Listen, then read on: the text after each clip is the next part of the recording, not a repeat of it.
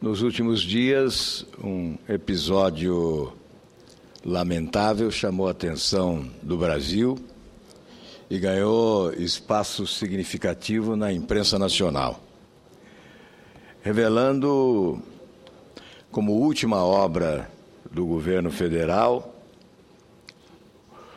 um tríptico que poderia ser intitulado de Má Gestão, Mentiras e Suspeitas.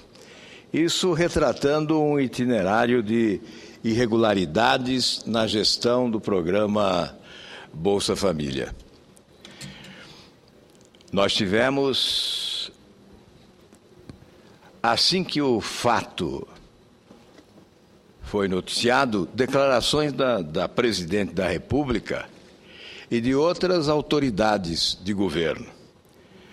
A presidente Dilma classificou o episódio de desumano e criminoso, constatação óbvia e inequívoca, praticada por gente do mal, nas palavras do ex-presidente Lula, e de terrorismo eleitoral pelo presidente do Partido dos Trabalhadores.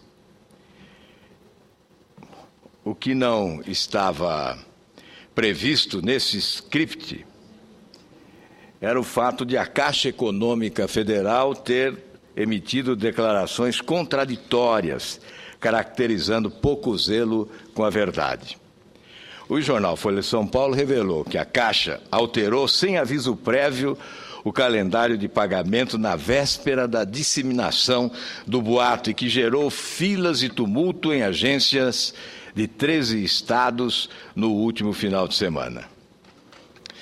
Mas, senhor presidente, o nosso objetivo na tribuna é mais do que formular a crítica já enfatizada nos últimos dias, é anunciar providências. Nós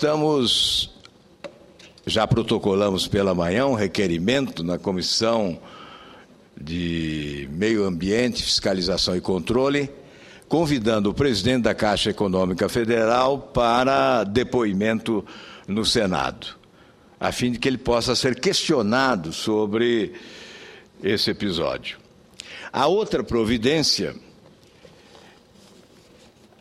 é a representação. Nós já protocolamos também há pouco, na Procuradoria-Geral da República, a representação para apurar responsabilidades civil, penal e administrativa. Se a presidente Dilma afirma ter ocorrido crime, taxativamente enunciou que o fato foi criminoso, se houve crime, há necessariamente criminosos. É preciso buscá-los, identificá-los e responsabilizá-los civil e criminalmente. Este é o objetivo desta representação. Aqui está a primeira nota de esclarecimento sobre a suspensão do programa Bolsa Família, nota divulgada pela Caixa Econômica Federal no dia 18 de maio. Esta é uma das notas. Depois, no dia 24 de maio, outra nota. O teor delas já é conhecido. Houve divulgação. E nós estamos convocando o Ministério Público para apurar se houve falsidade ideológica. Se há a informação falsa em nota oficial da Caixa Econômica Federal, temos que invocar o artigo 299 do Código Penal, que diz: omitir em documento público ou particular declaração que dele devia constar, ou inserir ou fazer inserir declaração falsa ou diversa da que devia ser escrita, com o fim de prejudicar direito, criar obrigação ou alterar a verdade sobre fato juridicamente relevante. é evidente que a nota pública, um documento oficial emitida pela Caixa Econômica Federal, tinha por objetivo muito mais que desmentir boatos, mas especialmente, como se pode perceber, excluir-se de qualquer responsabilidade civil, administrativa ou criminal pelos tumultos ocorridos, e que somente foi possível constatar após a publicação da notícia pelo jornal Folha de São Paulo, tendo isso levado a uma retratação sobre a verdade dos fatos. O que consta na investigação superficial dos fatos é que membros da alta administração do banco podem ter contribuído direta ou indiretamente para um prejuízo patrimonial de grandes proporções, não somente à empresa estatal, mas, sobretudo, para milhares de famílias criminosamente afetadas pelos boatos e pela antecipação irresponsável do calendário de pagamentos, sem a menor publicidade institucional ou individualizada, além de possivelmente terem praticado os atos criminosos por faltarem com a verdade. O que nós estamos requerendo com esta representação? Primeiro, a imediata abertura de procedimento administrativo competente para investigação penal e civil, bem como judiciais, a fim de apurar a materialidade e a autoria dos fatos penais que vieram a ser tipificados e os ilícitos civis e administrativos apontados. Segundo, oportunamente, se assim entender o procurador e o Ministério Público, o oferecimento de denúncia criminal em face da conduta possivelmente antijurídica dos envolvidos, para que seja promovida a respectiva e necessária ação penal, para ação penal que os fatos reclamam e, concomitantemente, a abertura de inquérito civil administrativo a fim de apurar responsabilidades civis e políticas pela eventual prática de atos de improbidade administrativa pelos envolvidos. Sugere-se desde logo, caso comprovadas as denúncias e após o aprofundamento das investigações, seja requerida judicialmente a aplicação das sanções previstas no artigo 12, inciso 1 da Lei 8.429, quais sejam perda da função pública, suspensão dos direitos políticos e, especialmente, o ressarcimento ao erário dos danos causados ao patrimônio público, especialmente nos termos do artigo 18 do citado diploma legal, inclusive perda dos valores acrescidos ao patrimônio dos envolvidos e pagamento de multa civil, além da proibição de contratar com o poder público ou receber benefícios ou incentivos fiscais ou creditícios pelo prazo de 10 anos, além das penas restritivas decorrentes de comprovada improbidade administrativa, sem prejuízo das penalidades criminais, adotando-se especialmente em caráter preventivo o sequestro de bens respectivos.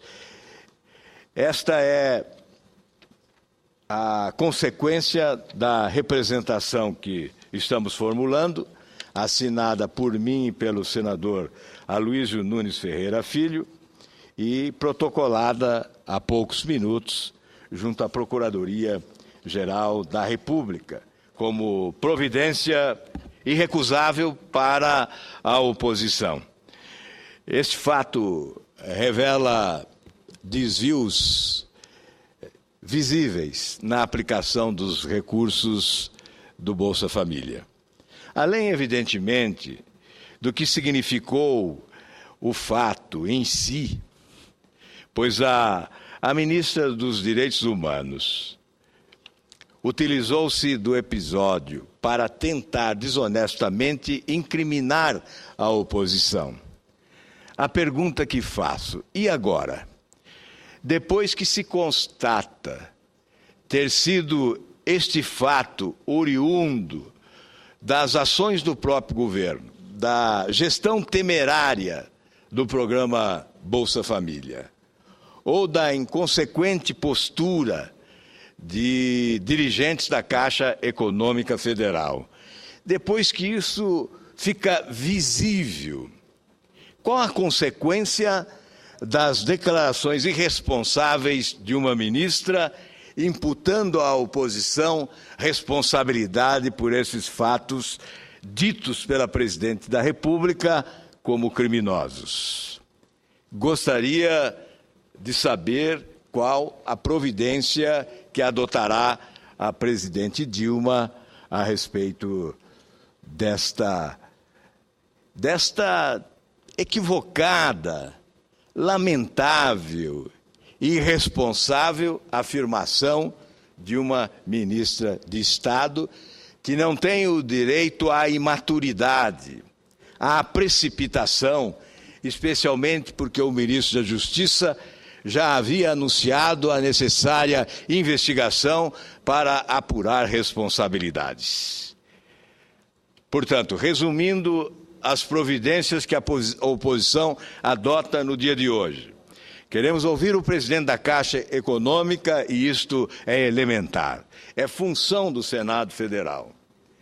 E queremos que o Ministério Público, que a Procuradoria-Geral da República, adote os procedimentos judiciários cabíveis no caso para a responsabilização civil e criminal, se eventualmente responsáveis forem identificados pelos males causados nesta operação estapafúrdia que proporcionou um grande impacto em milhares de famílias neste país. Eu quero destacar que esse fato foi também importante para apresentar indícios de desvios. Vi no Jornal Nacional da Rede Globo uma senhora simpática, bem vestida, com um vistoso brinco, bijuteria de boa qualidade é o que apresentava, afirmando o seguinte: olha, eu fui depositar o dinheiro do meu marido na caderneta de poupança e aproveitei para retirar o Bolsa Família. Ora, coloquei o cartão e saíram 2 meses de pagamento dos benefícios do Bolsa Família. Esta afirmação no Jornal Nacional para todo o país, denunciando irregularidades, 2 pelo menos irregularidades, num só depoimento, numa única ação.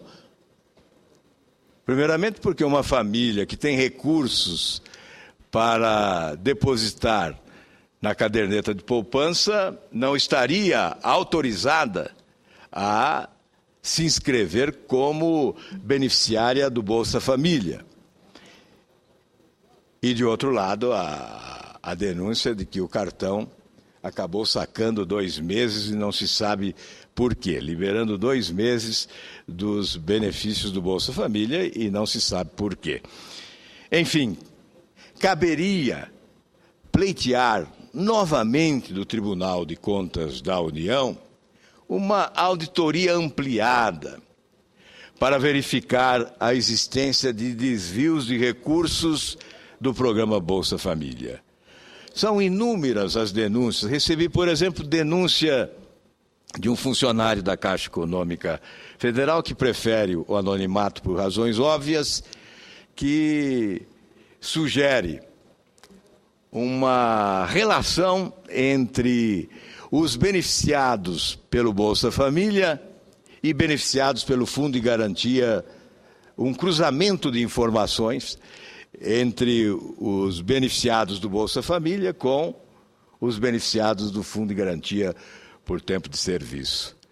Alega esse funcionário da Caixa Econômica existir irregularidades na liberação de recursos do Bolsa Família. Registro igualmente que um ex-gestor do Bolsa Família, na etapa de inserção, informa que na etapa de inserção, entrada de informações no Cadastro Único de Informação da versão 7, que foi incorporada em 2011, ocorrido no âmbito dos municípios, é patente a fragilidade dos dados inseridos, considerando que eles são introduzidos numa moldura autodeclaratória.